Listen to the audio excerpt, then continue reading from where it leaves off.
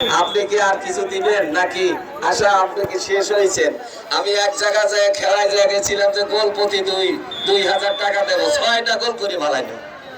আমার নুরি আলম তালুকদার ভাবছে যে আমি কি ঘোষণা আবার দেবো।